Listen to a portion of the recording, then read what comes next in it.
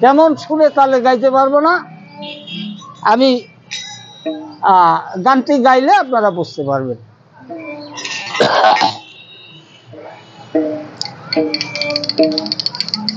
সুরে সা সা এটা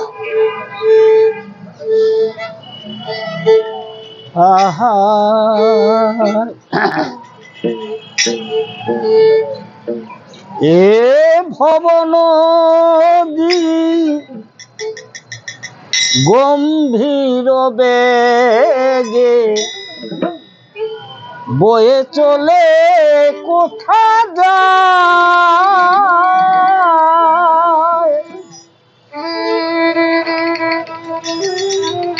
দুই কুল জোড়া কাদার গাদা মাঝখানে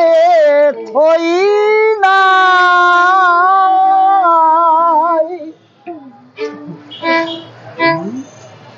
এ ভব নদী গম্ভীর বেগে বয়ে চলে কোথা যায়, এ ভব নদী গম্ভীর বেগে বয়ে চলে আবার, এ ভব নদী গম্ভীর বেগে বয়ে চলে কোথা যায়, এই নদীর দুই কুল জোড়া কাদার গাদা, দুই কুল জোড়া কাদার গাদা মাঝখানে এ ভব নদী গম্ভীর বেগে বয়ে চলে যায়, এ ভব নদী গম্ভীর বেগে বয়ে চলে কোথা যায়, হায় চাটিল পায়ে ধর্মের তরে বেঁধে দিল চাটিল ধর্মের তরে বেঁধে দিল,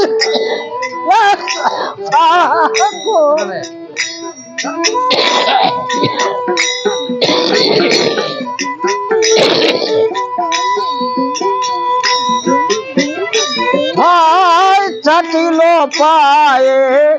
ধর্মের তরে বেঁধে দিল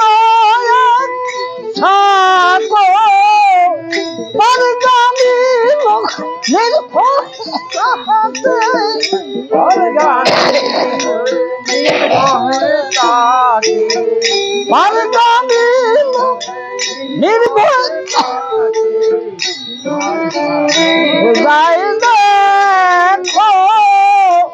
এ ভব নদী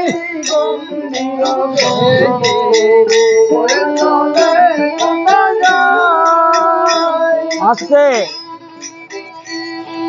চাটিল পা যে সাঁকোটি তৈরি করে দিলেন, এখন সেই মহাজগতে স্রষ্টার সান্নিধ্যে যাওয়ার জন্য যে যোগাযোগের পথ তৈরি করে দিলেন, সেই দিকে যারা যাইতে চায় তারা ওই সাঁকোটার অনুসরণ করে। সেই সাঁকোটা হলো যার যার মুর্শিদ, পীর মুর্শিদ গাউস কুতুব সাধু দরবেশ যাই বলেন, এক কথায় স্রষ্টার পথে যারা জ্ঞানী তাদের সাথে যোগাযোগ রাখলে সেই সাঁকোটা পাওয়া যায় এবং সেই স্রষ্টার সান্নিধ্যে যাওয়ার সিঁড়িটা পাওয়া যায়।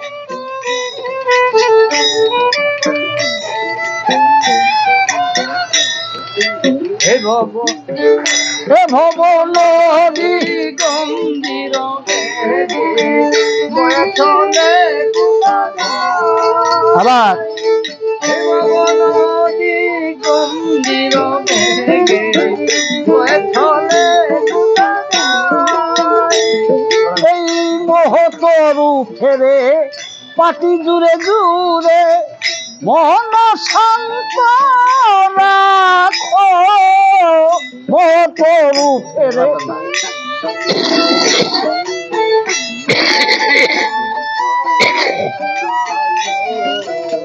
মোহতরু আগেই বলেছি সেই দুনিয়ার মোহে আমরা সবাই আবদ্ধ হয়ে আছি। সেই মোহটা আমার মধ্যে এমন ভাবে বট বৃক্ষের নয় বিস্তার করেছে, আমাকে অন্য কিছু ভাবতে দেয় না, অন্য কিছু ভাবতে দেয় না। আমি সেই মোহের কাছে আটকে গেছি। তাই মোহতরু ফেরে সাধক বলছে এই গাছটাকে জ্ঞানের কুঠার দিয়া একে ছিন্ন বিচ্ছিন্ন করেছে, তাকে ফেরে চৌচির করে তাকে দিয়ে তার উপরে দাঁড়াও। মোহতরু ফেরে পাটি জুড়ে জুড়ে মন শান্ত রাখো